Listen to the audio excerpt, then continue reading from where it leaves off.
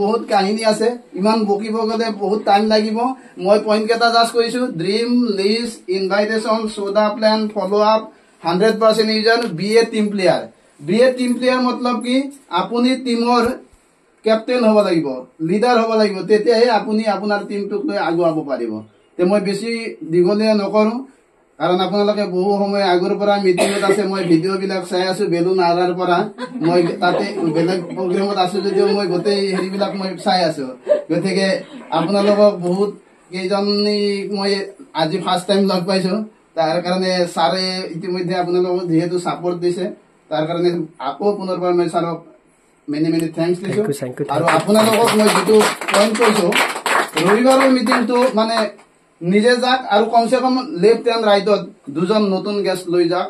দেখিব business madam যেনেকে success হৈছে, আপোনালোকৰ ছাকচেছ হ'ব পাৰিব। মেইন কথা লেফ্ট আৰু ৰাইটত দুজনক ৰবিবাৰে লৈ যা কৰক। দেখিব সপ্তাহত মাহত 4টা সপ্তাহ 8জন নতুন মানুহ আপুনি তাতে মিটিং দেখাবলৈ যাব। তাৰে ভিতৰত কিন্তু 2জন মানুহ পজিটিভ হ'ব, 6জন নিগেটিভ হ'ব পাৰে, 2জন কিন্তু পজিটিভ হ'ব। এই ফৰ্মুলা ইউজ কৰক, অট'মেটিক প্ৰত্যেকে ছাকচেছ হ'ব পাৰিব। এইখিনি কৈ মই আজিৰ এই মিটিঙৰ বক্তব্য সামৰণি